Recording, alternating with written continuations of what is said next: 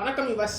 இன்னைக்கு நான் டாபிக் என்ன பண்ணினா இன்னும் கொஞ்ச நேரத்தில் சிஎஸ்கே வர்சஸ் எஸ்ஆர்ஹெச் மேட்ச் ஆரம்பிக்க போகுது. ஸோ டைம் 7 ஆயிடுச்சு. டாஸ் போட ஆரம்பிச்சுப்பாங்க. என்ன அப்படி நம்ம ஓகேவா. என்ன பெஸ்ட் பண்ண பண்ணிங்கன்னா நம்ம எம்எஸ் தோனி இன்னைக்கு வந்து பார்த்தீங்கன்னா சேப்பாக்கில் ஒன் லாஸ்ட் டைமா அப்படின்னு தான் இந்த வீடியோ நம்ம பார்க்க போகிறோம்.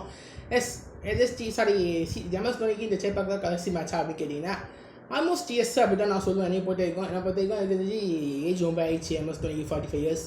இதுக்கப்புறம் மேபி தான் லாஸ்ட் மேட்சாக சேப்பாக இருக்கும்.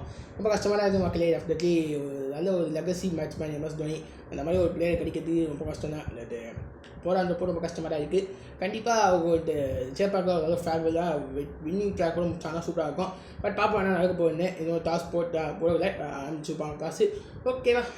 MS Dhoni super cricketer. அந்த மாற்றுக்கட்டில் இந்தியா நேஷனலுக்காக 3 வேர்ல்டு கப்பில் இன்டர்நேஷ்னல் 3 கப்பு, அப்புறம் ஐபிஎல் 5 கப்பு சிஎஸ்கே கட்சி கொடுத்து, அப்புறம் 12 ஃபைனல்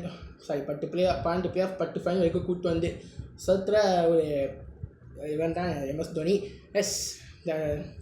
கஷ்டமாக தான் இருக்குங்க உண்மையிலே சொன்னால் சிஎஸ்கேக்கு எம்எஸ் தோனிக்கு.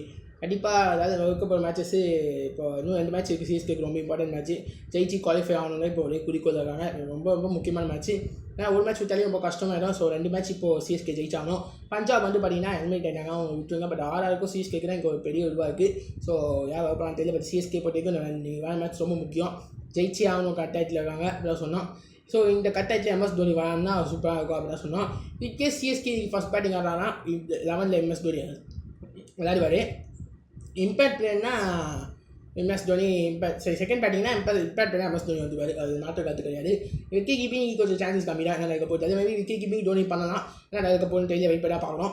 ஸோ ரொம்ப எக்ஸைட்டாக இருப்பீங்க இன்றைக்கி. லாஸ்ட் டைம் எதாவது இல்லாமல் எம்எஸ் தோனியோட லாஸ்ட் கிரிக்கெட் இன்றைக்கி நடக்க போகுது. சேப்பாக்கில் எல்லாருமே அவ்வளோ கூட்டத்தில் டிக்கெட் புக் ஆகிட்டு இருக்குது. அது ஃபுல் க்ரௌட் அப்படின்னு சொல்லிட்டு இருக்காங்க. இன்றைக்கி எதாகிட்டாங்கன்னா செம்ம சாட்டிஸ்ஃபேக்ஷனாக எல்லாம் ஃபேன்ஸில் போவாங்க.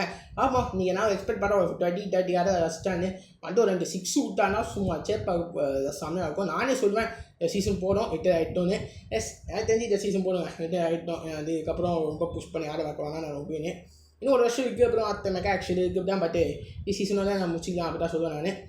பார்க்கலாங்க என்ன நடக்க போனேன். எம்எஸ் தோனி வேலை போகிறாரு. அதை பற்றி என்ன நினைக்கிங்கன்னு மக்கள் மட்டும் சொல்லுங்கள். ஸோ சேப்பாக உட்காந்துருப்பீங்க.